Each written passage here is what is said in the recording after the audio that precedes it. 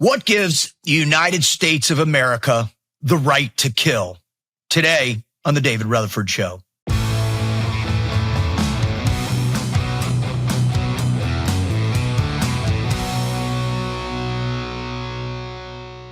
What's up, team? Welcome back to the show. Incredibly grateful for you all and your support. We've been covering some pretty heavy things lately. There's a lot going on in the news. We've got the election stuff that's beginning to percolate all over the place. I'm going to have more shows on this coming up. We have the buildup of the U.S. military off the coast of Venezuela. We have the Ukrainian peace talks that seem to be devolving a little bit. We've got some seditious intent from sitting U.S. congressmen and senators that are Democrats. We've got probably a continued fraction in the MAGA movement, America First movement. We've got a lot going on. And the thing that I think is gaining the most traction for both sides, because you've got obviously one side, the left, are saying, this guy is a king. He's illegal. He's a tyrant. He's going to take imperial control over the U.S. government without any guardrails. He's destroying democracy. And I mean, we've been hearing this for going on 9 years now. That's their attack. He's Hitler, he's this, he's that. We heard it all to the point now, thank God none of that has any true impact on people, normal people in the middle. Then you have even traditional kind of Republicans who are beginning to kind of shy away from supporting the president in his policies and what he's trying to do. Because I think, he came in under the guise that he would start no new wars. And that was a big promise to the American public. And I think that really pulled in a ton of people that were in the middle, so to speak, on both sides, right? People that wanted a more common sense approach to U.S. foreign policy, instead of what we've seen for the last 35, 40 years. And I think the greatest kind of unifying idea that brings most people that have a strong moral declination, if you will, is the fact that America and the U.S. government, the Department of Defense or the Department of War now, the intelligence community, Homeland Security, ICE, Border Patrol, you name it, that they have a moral responsibility to adhere to certain laws that have been on the books for a very long time in some cases, and others, they're relatively new after 9/11 and the Patriot Act, what that promoted in terms of sacrificing a significant portion of our liberties, as well as really taking the gloves off the intelligence community and what DOD can do in terms of kinetic operations and covert operations around the world. I wanted to address this because I think this is going to be the fundamental issue that is brought forth to attack the MAGA movement, America First movement, in the midterms, and then it will be amplified because I believe our elections are still compromised in a very deep and sinister level with an international conspiracy, including a domestic conspiracy that's involved. And we're going to really jump into that over the next month or so here. And I will continue to cover that throughout this year because it's so critical to the future of America. And what you're going to have is you're going to say, all right, we have lost the moral stance. We have lost our ability to stand on top of the hill and say we do things the right way. Which there are still quite a few people in this country that believe that. that there is a unique way that we engage as opposed to all the other despots in the world, the Putins and the Xis and the mullahs of Iran and the communist Maduro and all these other Kim Jong-un and all these other people around the world who treat their populations as slaves. And Americans seem to believe that there is this moral high ground that we occupy. And so I wanted to cover this today. I wanted to get into this because this is going to be a key component of what will be used against the Trump administration and then moving forward with whoever takes his place as the candidate, most likely J.D. Vance. And a lot of people are saying Marco Rubio will be his running mate, and that's yet to be seen or to understand. But these narratives are definitely going to be used. They're already being used to the point where there are sitting U.S. senators, Mark Kelly in particular, who's going to run for president, absolutely, who is basically advocating for U.S. military personnel and intelligence community personnel and Homeland Security personnel to defy rightful, lawful orders. So I wanted to dig into what gives the American government the right to kill. All right. The first question you have to ask yourself is, what gives you the right to kill? So, Jordy, what would you say gives an American the right to kill? Not murder, right? Thou shalt not murder. That's ingrained in not only our biblical law, but also in our actual law. You can't go out and just murder somebody. So what gives us the right to kill? What would you say? I would as say regular citizens, you have the right to kill in self-defense. If you are someone you know or love is facing grave bodily harm or imminent death, you have the right to kill. Yep. And that would be in your vehicle if you're getting carjacked. That would be in your home if your home is being broken into. That would be on the street if somebody attacks you and you have imminent bodily harm, coming your way, right? You would say, are there any other places? Well, I was going to say it does depend on which state you live in. It's a little iffy if you have that right. I don't like to live in those states, but it's all under self-defense. Any other way, I can't. Can you intervene with somebody that's under attack and kill the person that's trying to kill the other person? You think that's a right? Yes. Okay.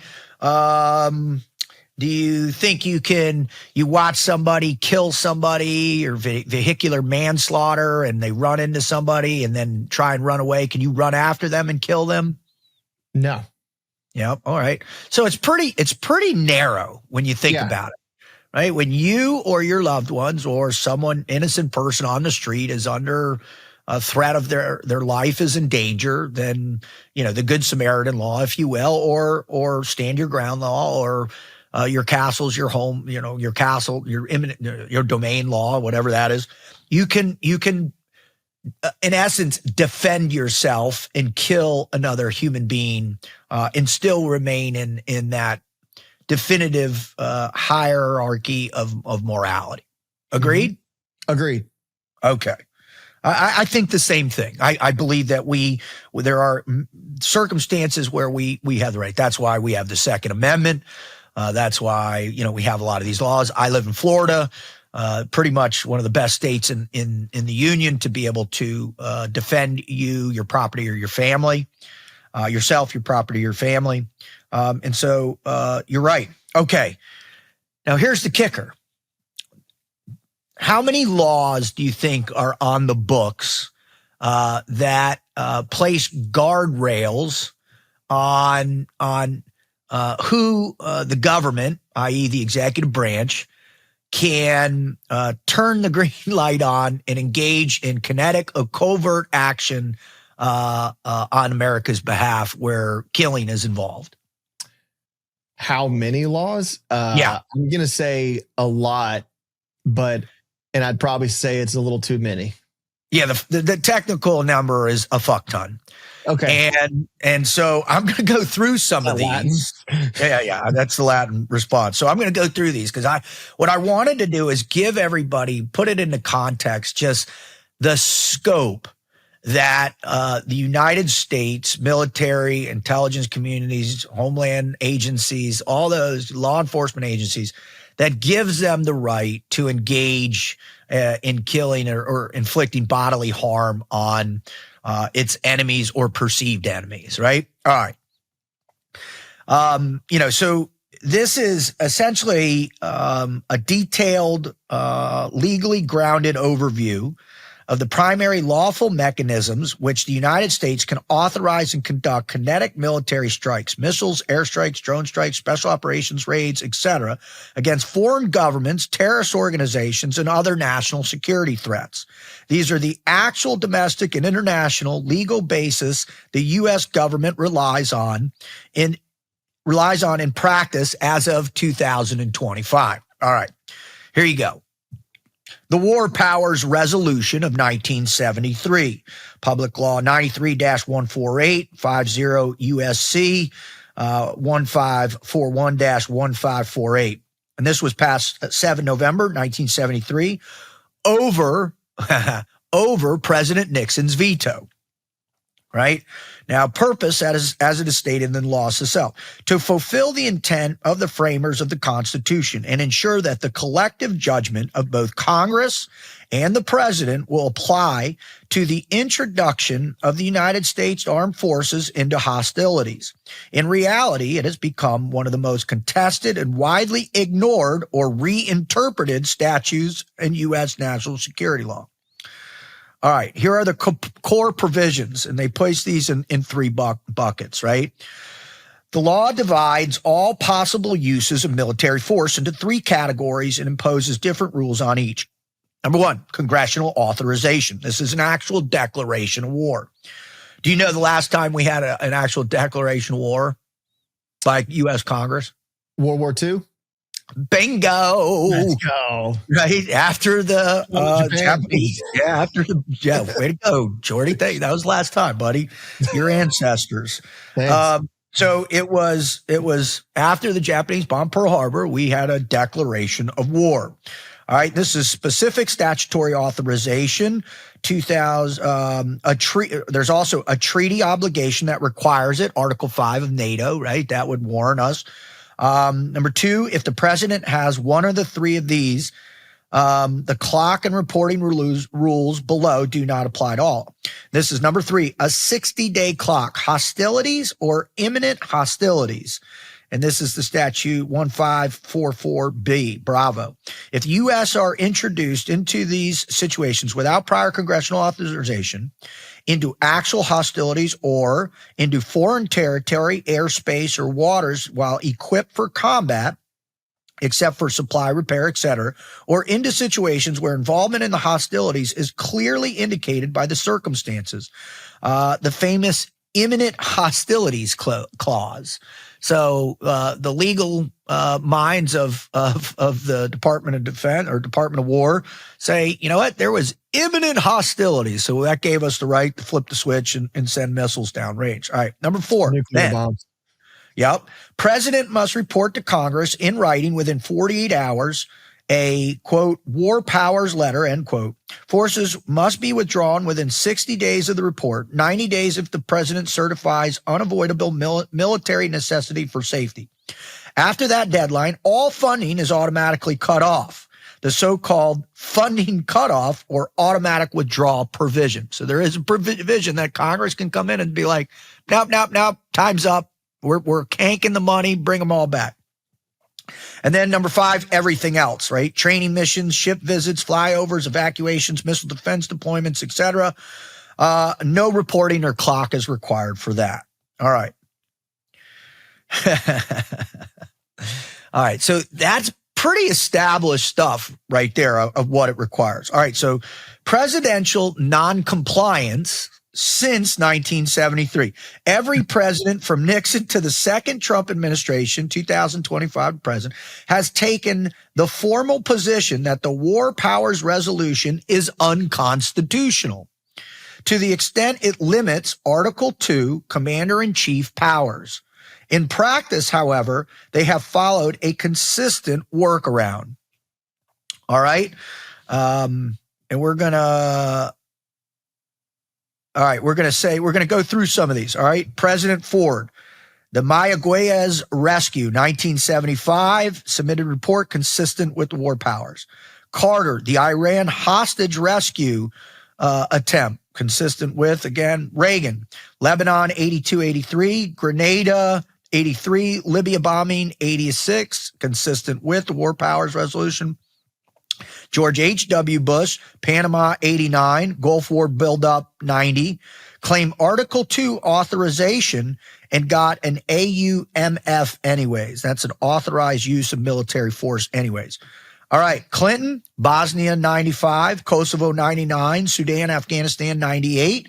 Consistent with, but ignored the 60-day clock in Kosovo.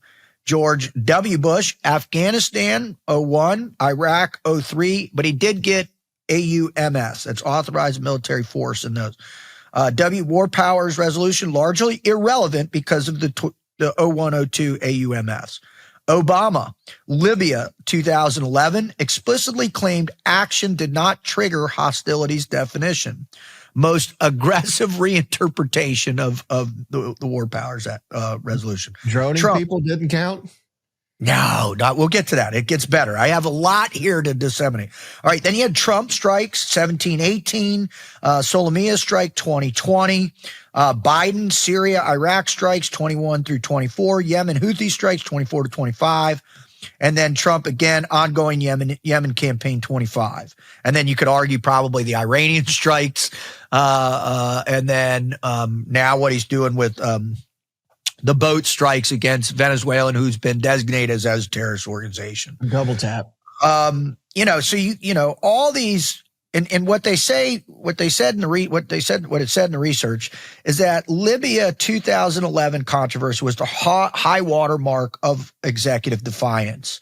Right. And that was March 19th. The U.S. begins air naval campaign in Libya, Operation Odyssey Dawn, to unified protector. Obama administration's legal position, State Department legal advisor Harold Koh and OLC. The operation had limited mission, low risk of escalation, no troops on the ground, therefore no hostilities under the war powers resolution. Just an illegal arms deal, illegal presence of CIA operations. One of my closest buddies was one of the country leads during that whole thing. Really interesting stories. Even many liberal law professors called it a clear violation. All right. Current practices as of December 2025. Every administration files a 48-hour war powers letter for any significant combat operation, drone campaign, Syria strikes, Houthi strikes, etc. The letter always says president is reporting consistent with the war powers resolution, deliberately not pursuant to avoid conceding the law's constitutionality. The 60-day clock is universally treated as a dead letter. No president has ever withdrawn forces because the clock expired. Congress has never enforce the funding cutoff.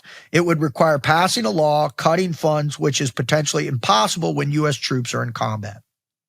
All right. There have been attempts to strengthen or replace the war powers resolution that all failed.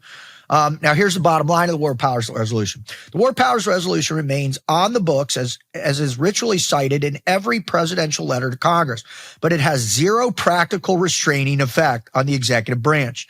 The combination of the 2001 AUMF plus expansive Article 2 theories and congressional inaction has effectively sidelined it for virtually all post-9/11 kinetic operations. Most constitutional scholars across the political spectrum now describe it as a failed statute.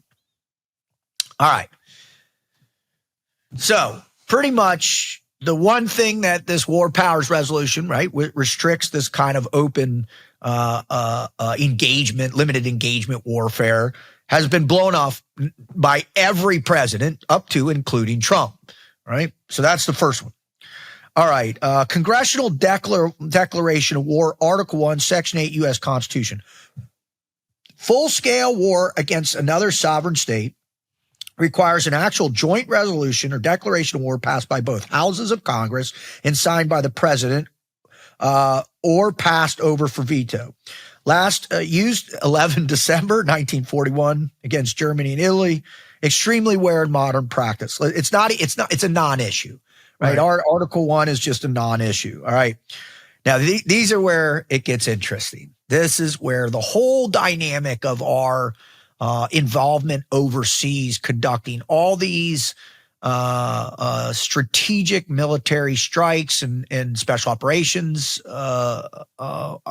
missions, as well as the intelligence community conducting special activities in all these different areas. All right.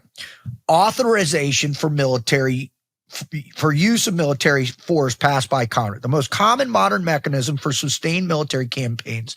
The 2001 AUMF Public Law 107-40 was passed on 18 September 2001. Just, what was it? 19 days, or no, September 11th. So it'd be 7 days after 9/11, this thing was passed, right? Wow.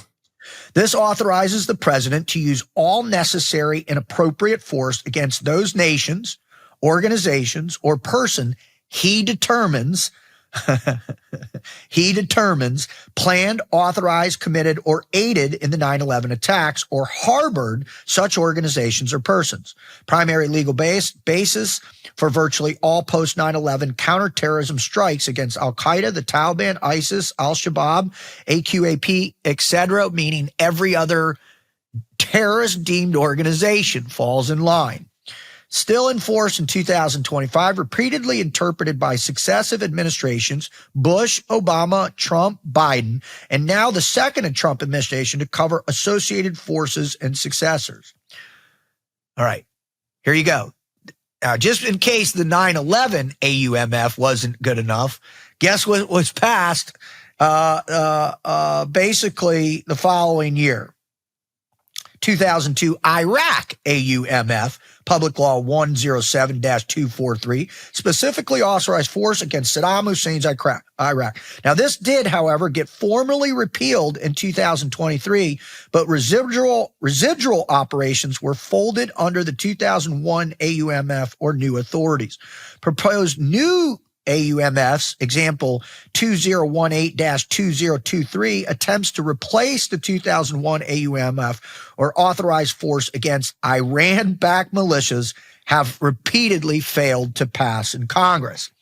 But guess what? That didn't stop Trump's administration from bombing the holy living shit out of the nuclear facilities in Iran, which, by the way, don't get me wrong, go for it. More power to you if those people don't have. But it is rolling the dice with a greater, wider spreader conflict. All right.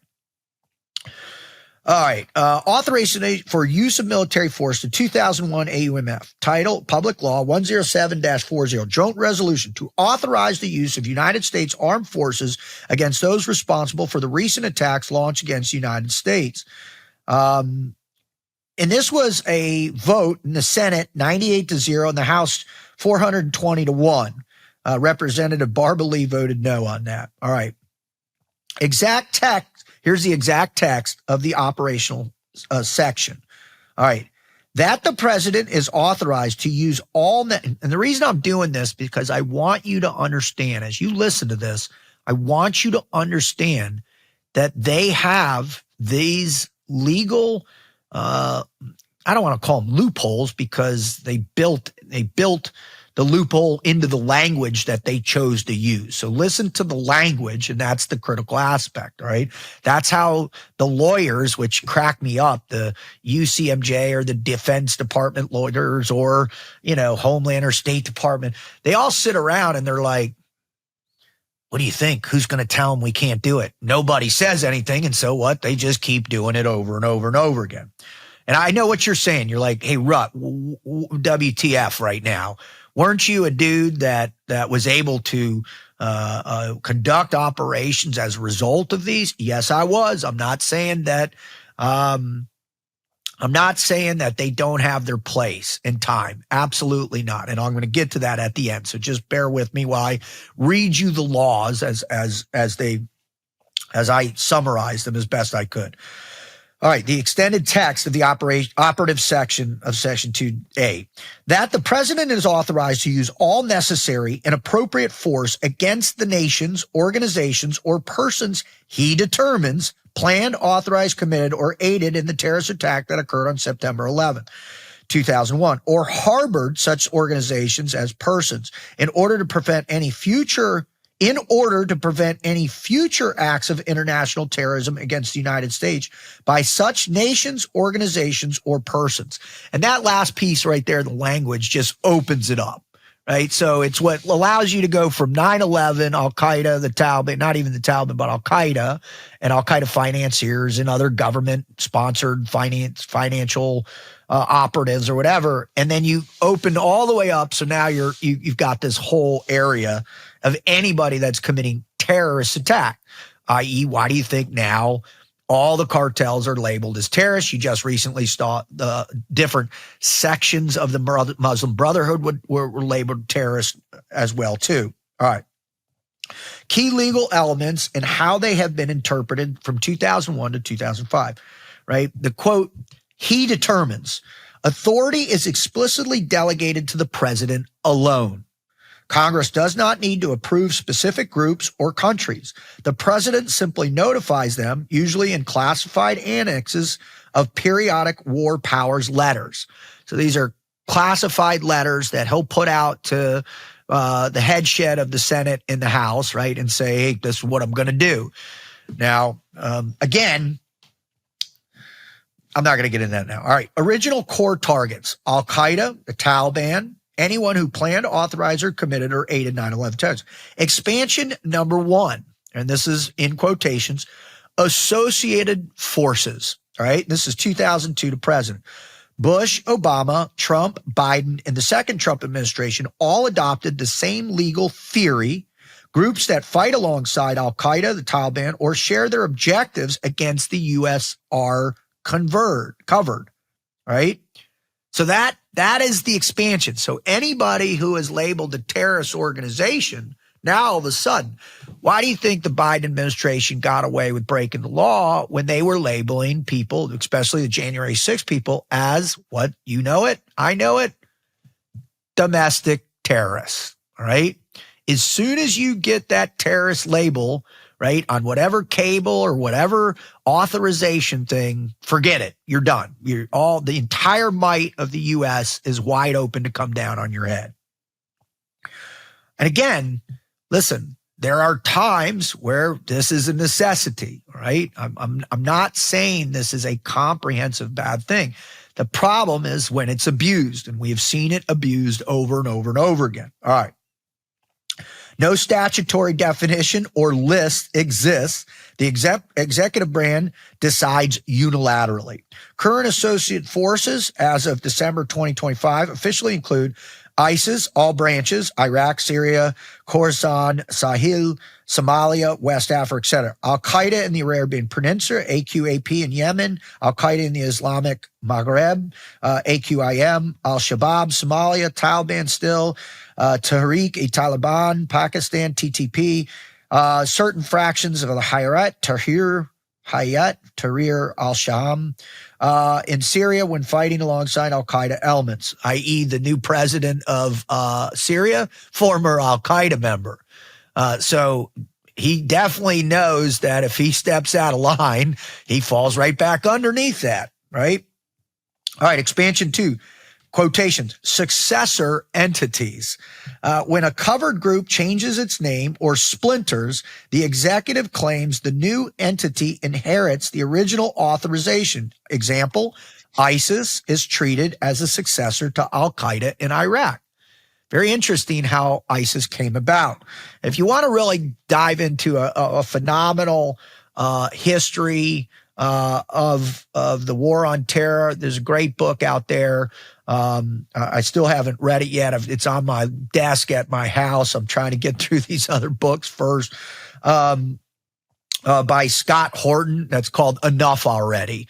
And this is a book that outlines the entire history of our involvement in the Middle East, going all the way back to the 1970s. So, and what's taken place and who's led the charge to destabilize the region at the highest level. All right. Geographic scope. The law contains no geographic limitation whatsoever. So if they're operating in Mexico, have at it. If they're operating in Panama, have at it. If they're operating in Canada, have at it. If they're operating in Venezuela, have at it. All right. Used in Afghanistan, Pakistan, Yemen, Somalia, Libya, Syria, Iraq, Kenya, Niger, Cameroon, Mali, Burkina Faso, Chad, Djibouti, Philippines, Cuba, Guantanamo detention, and others. There's no sunset or expiration date. Unlike 1991 and the 2002 AUMFs, the 2000 version has no termination clause. Why? Because terrorism never ends, right?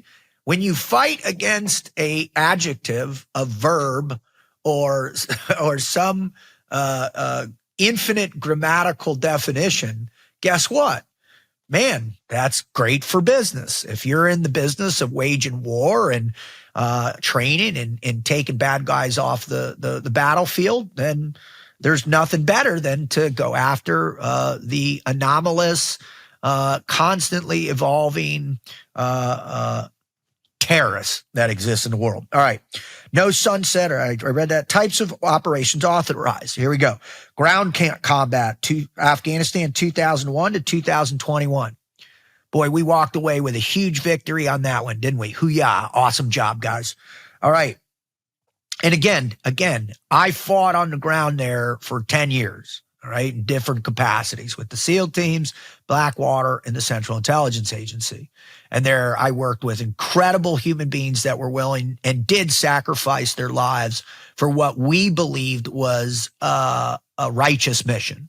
Okay. Just so you know that I'm not hammering the guys that were on the ground, the men and women that were doing the job. That's not what I'm saying. All right. I love my service. I love the people I served with, and I feel incredibly honored to have been part of that unit and the units that I was a part of. All right. Drone strikes and airstrikes, thousands in Pakistan. I was in Pakistan for a bunch in 2011. More drone strikes than every other year combined, conducted. Yemen, Somalia, special forces raids, right? Or special operations force raids. Example, the 2011 Bin Laden raid, which took place where? In a sovereign country of Pakistan that we had no war powers resolution against. But because of the AUM, they're on the battlefield. All right. Also, the 2019 Baghdadi raid. And by the way, greatest Trump after action speech in the history of Trump speeches, where he talks about killing Baghdadi. But if you want to watch a hilarious thing, Shane McGillis has a bit on this. Absolutely phenomenal, hilarious. But again, outside the general purview of kinetic actions, right? President's like, we're going to kill him. Let's kill him. He died like a dog. He died like a dog. He died like a sad dog, crying. Oh, please take the dog off my balls, please. Man, I got to work on that. I'm sorry. My impressions suck. All right. Cyber operations, when classified as a use of force. That's what I love. All right. Cyber operations anywhere, anytime against terrorists, and can be, in quotations, as a use of force, right? All right. Now, there have been a bunch. There have been people out there who are really like, this is ridiculous, dude. We can't keep just this open book of kinetic opportunity. It's just not, it's not right, man. It's not morally right. And so what they do is they rogered up and they wanted to fight against the system. They wanted to do the right thing because they felt that the moral high ground we had allowed ourselves to move down into the trenches of the very Malthusian realities to what it means to wage war against the people that want to wage war against us. And also, I just want you to know, I'm not a moron. I'm not naive. I'm not Pollyannic. I'm not stupid. I do realize that there are many, many millions of people around this world that would like to see the United States collapse. That's just the way it is. It's the way it's been in every major civilization throughout human history. Everybody wants to take the big guy down on the block. Just like, how did we get our start? We thought we'd kick the snot out of the Brits, and we did, and we got our own country. All right. So I'm not saying that this isn't a reality. I'm not saying that. All right. So there have been multiple attempts, right? 2013 to 2021, Obama and Biden administration both publicly called for repeal, replacement, but never pushed that hard, right? We're going to repeal the AUM. Vote for me. Now, when they get in, let them have it. 2021, House and Senate voted to repeal the 2002 Iraq AUM, successful, and that's great. Let's repeal this one and make it look like we care, right? March 23, Senate voted 66-30 to repeal the 2001 bipartisan, led by Tim Kaine and Todd Young. It died in the House, didn't even get to a vote. 2024 to 25, no serious repeal efforts succeeded under the second Trump administration. Instead, the administration continued to cite it for Houthi strikes, Syria, Iraq military strikes, and ongoing counter-ISIS operations. And now, what other operations that we just enhance, right? All these cartels that are now terrorist organizations, with the top one on the food chain being Venezuela now. All right, current status. Still fully enforced, primary legal basis for every U.S. counterterrorism kinetic strike worldwide, except purely defensive actions against nation-state forces. Example, Houthi missiles defended under pure Article 2, but offensive strikes against Houthi targets sometimes folded under the 2001 AUMF when AQAP elements are co-located. The Biden and the second Trump administration both submitted identical classified lists to Congress every 6 months, naming the same 12 to 15 associated forces. So the reality is the 2001 September 11th, 9/11 reaction is that AUMF is the pretense for all the strikes you're seeing take place right now. That's the reason why we're allowed to go around and whack people all over the world, because they're terrorists. All right. Now, here's the next one. This is Article 2, Commander-in-Chief Authority. This is presidential unilateral action. Now, listen, I understand there's a lot of information, but you come here because you want all the information. You want to contextualize it. You want to hear the reality of it instead of the little bits and the pieces and the propaganda on both sides, right? So this is the totality of it. And I could go on for each one of these. I could do an entire 2 hours on. So I'm just trying to abbreviate it. Sorry, just bear with me. Article 2, Commander-in-Chief Authority. All right, the executive branch claims inherent constitutional authority to use military force without prior congressional approval in 3 main scenarios. A, national self-defense, respond to actual imminent attack. Classic example, strikes to prevent an imminent armed attack on U.S. territory, embassies, or forces. The 2020 Soleimani strike in Baghdad was justified partly under imminent threat theory. Imminent threat theory. I always love when the critical theories come out, right? All right. B, protection of U.S. persons or critical national interests abroad. There you go. Let's say we've got an embassy, we've got a big corporation that has headquarters somewhere, or its people are being terrorized or whatever. That gives us the authority. All right. Okay. C, collective self-defense of allies under treaty obligations. All right. This is the famous one that's been all over the place because of the Ukraine war, right? If we allow Ukraine to become a member of NATO, they fall under this. Most clearly, NATO, Article 5, invocation after 9/11, only time ever invoked. Also used for defense of partners, example, defending Iraqi government or SDF partners against ISIS. This has a war powers resolution overlay. President of both parties takes the position that the WPR is constitutionally only the extent it recognizes Article 2 authority. In practice, every administration since 73 files WPR letters within 48 hours introducing forces into hostility or situations where hostilities are, quotation, imminent, but almost never seek specific congressional approval within the 60 to 90 day client. All right. The next one, number 4, United Nations Security Council resolutions, which basically have, no weight whatsoever. I mean, there's been all kinds of people that have said we need to do this. The most famous one, obviously, was the Iraq War, when you had Colin Powell, this is a slam dunk comment, all made up intelligence, all bogus, all bull. Convincing the world that Saddam Hussein was a part of Al Qaeda and had intent to get a nuclear, all garbage. Everybody knows that. It's not disputable. If you still live in a place where you think the Iraq War was justified, then, go back to, watching your daytime soap operas and check out, because you're 100% irrelevant in terms of your foreign policy understanding. All right. It's just, that's been settled and done for years now. All right. Now, this provides international legal authority, not domestic or U.S. authority, but often cited as additional justification. You have the Gulf War did it, Libya no-fly zone, some other measures, all right? Host nation, all right, next. Number 5, host nation consent or invitation. When the recognized government of the country in which strikes occur consents.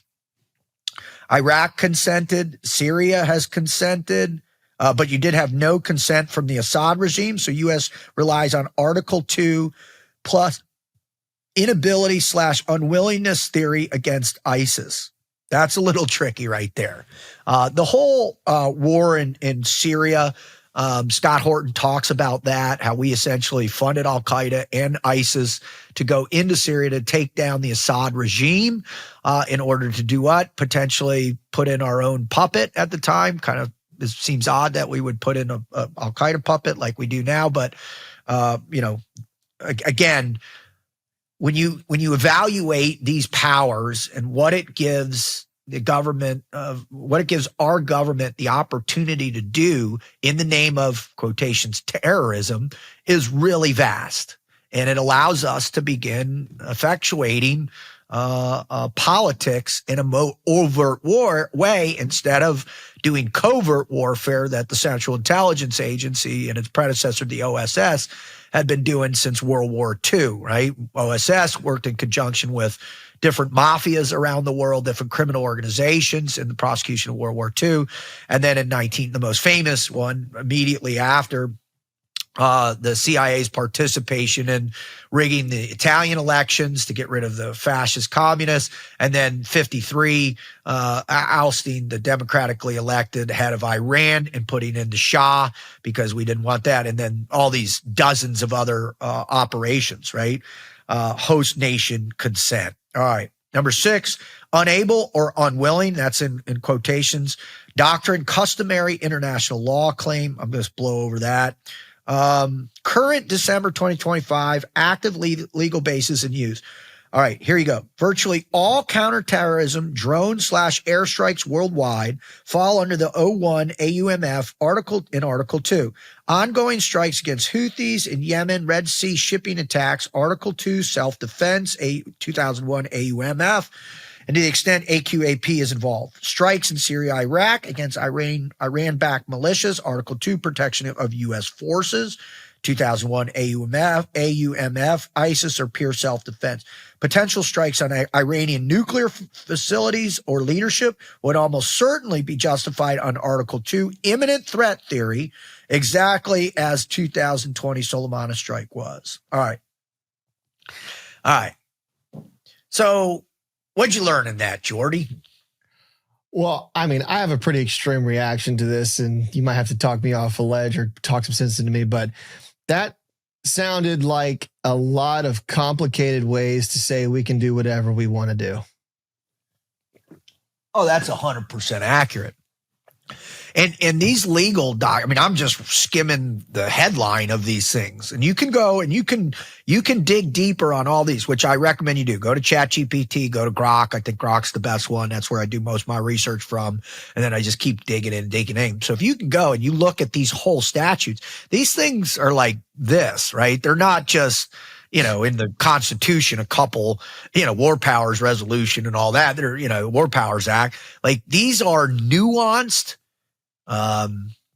very particular language that remains ambiguous so that we can have this vast, this vast array of opportunities under the guise of this AUMU, which is targeting terrorism. And that's been this tool that nobody's wanted to restrict or pull back, because why? It means, like, you can come out of the shadows and you don't have to wage clandestine covert war that is illegal, but under the main commentary of plausible deniability, right? They get away with it, many other things, or whatever. In the intelligence community, they classify under these same things as well too. It's not just the Department of War. All right, are you ready? Let's shift. Let's talk. But what you're saying, yes, pretty much, if we designate somebody a terrorist, we can authorize a kinetic strike on them. Well, and that strike, is everything from drones to cyber, special ops, to covert clandestine ops, to kidnappings, to, everything, everything you can think of in the middle of that. I don't know if you want to get into this now, but sometime I want to bring up, I don't think that, this is a lot of words and a lot of documents to say you have this authorization. I don't think they need any kind of laws. Can't they do whatever they want to do with or without these authorizations? Who's going to stop them? Well, now you're getting into the moral conundrum, and I'm going to address that here at the end. All right. Okay. So let me just work through this. All right. What is illegal for the government to do? What does it verbatim say? Can it be illegal? Huh? Can they do anything illegal? According to who? Oh, yeah, there's a bunch. I'm going to give you some right now. Okay, here we go. Right?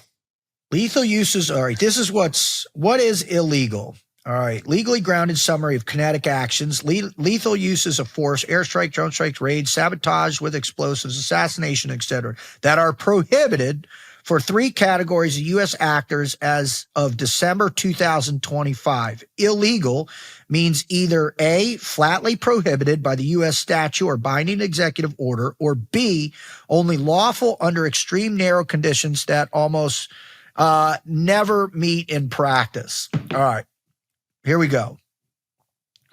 So this is for the intelligence community, the CIA, and to a lesser degree, other Title 50 agencies. And I think there's 17 or 19 intelligence agencies.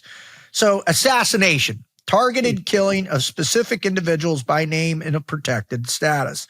All right. There's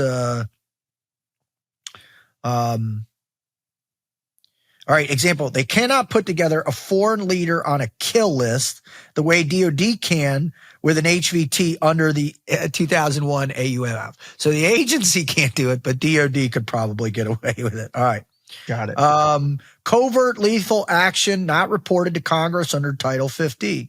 All right. Must give prior notice to the Gang of 8 or fining plus retroactive notice in extraordinary cases. No presidential fine, no lethal covert action. The CIA cannot legally run its own independent drone or raid campaign unless the president signs a fining and notifies Congress. Yeah, they never do that. Yeah, right. Any kinetic, didn't Obama kill? Yeah, never mind. Anyway. Any kinetic action in a country where the U.S. is not in armed conflict, right? And this is where includes DOD, AUMF Article 2. CIA has no independent war authority. It piggybacks on DOD's AUMF. All right. CIA drone strikes in Pakistan, Yemen, Somalia, 04 to 18 were legally justified only because they were folded under the DOD's 01 AUMF authority and conducted in coordination with JSOC, right? And that's SEAL Team 6. That's Delta. That's a couple other covert units. Pure CIA unilateral strikes in non-battlefield countries are illegal. All right, here you go. Department of Defense, Title 10 forces, conventional military, JSOC, etc. Any offensive kinetic action not covered by declaration of war, specific AUMF, Article 2, self-defense, actual imminent attack, host nation consent, the SOFA, implied authority. We went through all those, right? All right, here's some of the other things. Use of military force inside the United States against U.S. persons, except for very narrow expectations.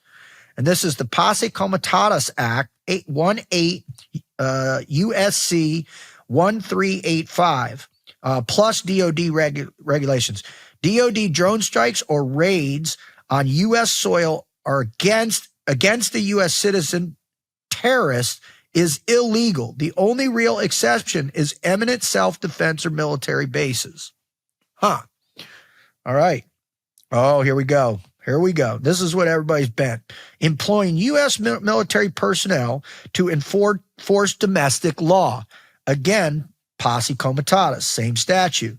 National Guard can be used under state control or Title 32, but regular military cannot conduct arrests, raids, etc. inside the U.S. That's what everybody's going nuts.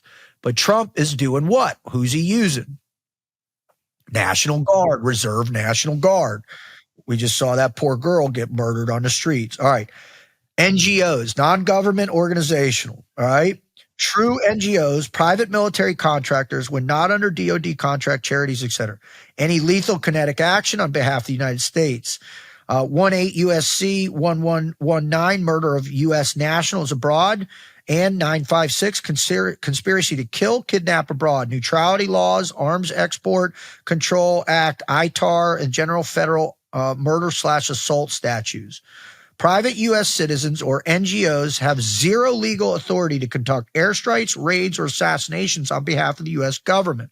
Examples of illegal actions: a private drone company launching hellfires in Yemen on CIA request without DOD. Oh, this is my favorite. Blackwater-style contractors conducting offensive raids, not under Title 10 command. Post-2008 rules require they be under DOD chain of command for lethal operations. An NGO or church group sabotaging Iranian centrifuges with explosives that crosses into terrorism. All right. Private military contractors are part of that, conducting offensive combat operations. All right. Yeah, those Blackwater contractors, dude. Yeah. And then there was a summary table of what's flat out illegal, more of the same. It's private companies or NGOs or cutouts or contractors doing this. So it's kind of if the executive branch says it's okay, then it's okay. And if they don't, it's not okay. Well, the executive branch first has to go big and be like, this is it. This is the deal, right? They're terrorists. They're terrorists. So you're cleared hot for these type of operations. Yep. Then what you do is you wrap your intelligence community underneath your DOD operations and you combine them with JSOC. So JSOC always gives you the top cover to conduct these types of operations. But so it all comes from the president saying they're terrorists. 100%. The whole thing starts right there under the 2001 AUMF, right? That's where the whole thing is. All right. Now, that's a lot. Again, and we're 54 minutes into this thing, so I'm going to try and wrap it up here soon. But I just want to touch on one thing. All right. I asked Grok this, and I thought this was fascinating. How many prosecutions and convictions of these crimes has there been since 1945? Right? Legit questions. How many illegal operations that we found out about, right?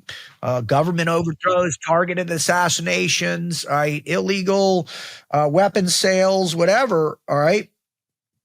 I'm going to read it. All right.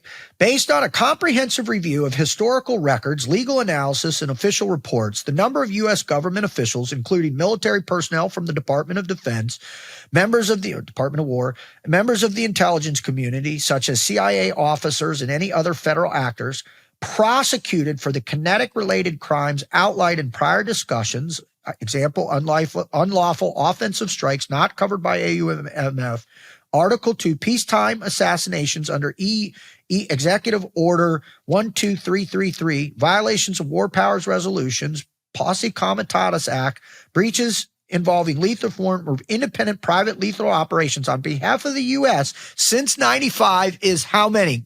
What's your guess, Jordy? 2.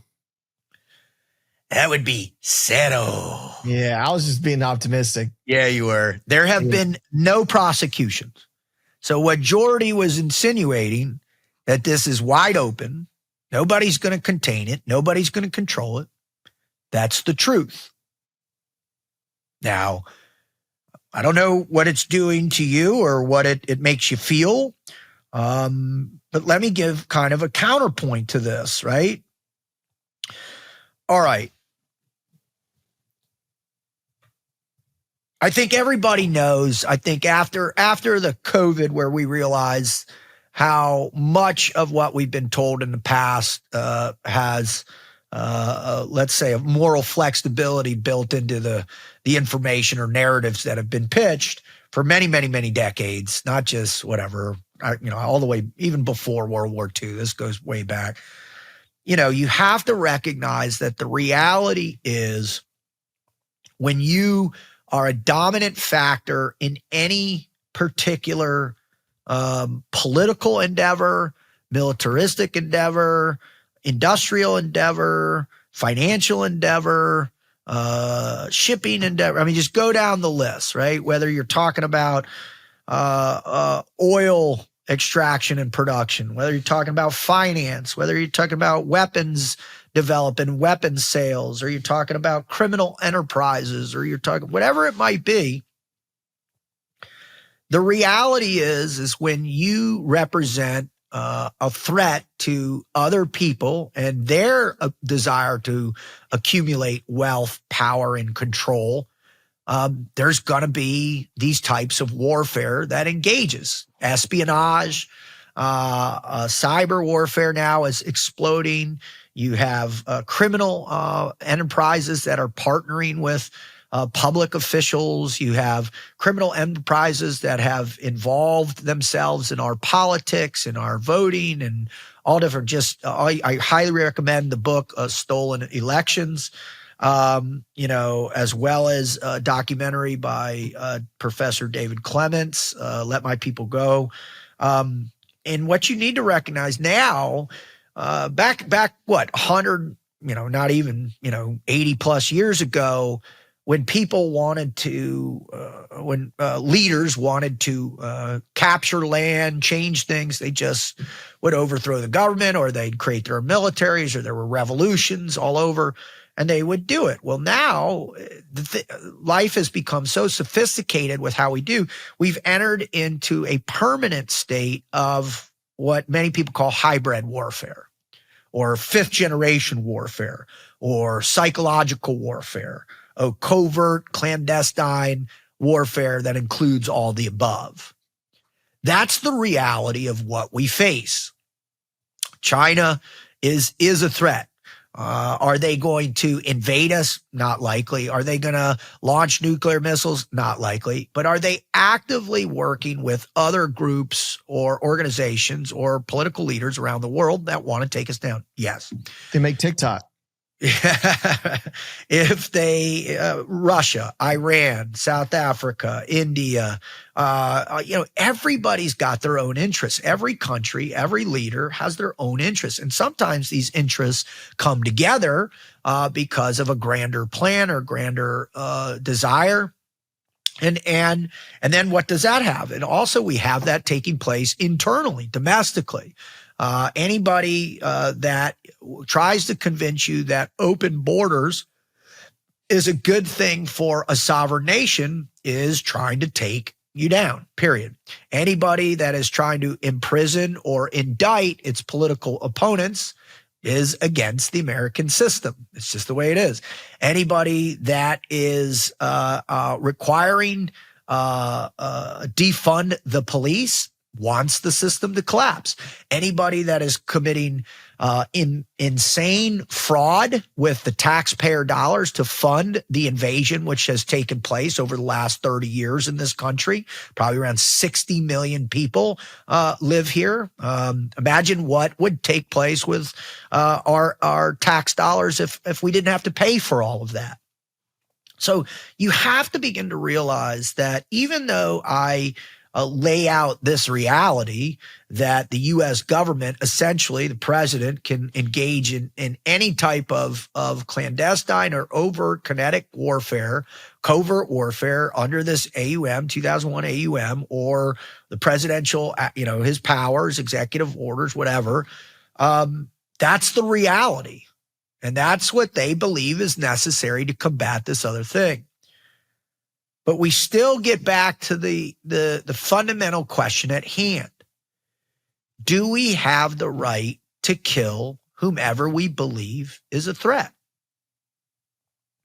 And that's the question that's on the table. Because I think what many people are still holding on to is they're still holding on to this mythology or this illusion that somehow America, because of the society that we have, and you, for the most part, you get to, do what you want. You can earn your own living. You can go and live wherever you want. Obviously, taxation I believe, is the worst illegality that we have going right now. We don't own anything. We rent everything from the government. And then, I also believe that a lot of the institutions have been captured or corrupt by, I don't know if it's nefarious characters or just radicals, right? People don't believe that the American dream is a reality. They think it's fabricated. There's corruption at all levels. It doesn't matter anymore. And this all is so overwhelming to process. But I go back to the central question of what gives us the right to kill? And that's something I believe after we address the current situations that our country is facing, because I believe for the past 30 years, the fox is in the henhouse deeply in every aspect of our government, in every aspect of our institutions, in every aspect of industry out there, that there's nefarious people have become so entrenched in corruption that they're willing to live a moral relativistic life where as long as I'm getting paid, as long as I'm getting mine, who cares what happens? And then there's other active people that are trying to tear it down. So the question I put forth to you, I want you to think about is really, what are the things that America can do to regain the moral high ground? What is it, the things that we have to do right now in order to regain our country first? Because if you don't try and think about those, if you don't process those questions, then you are going to live in a very,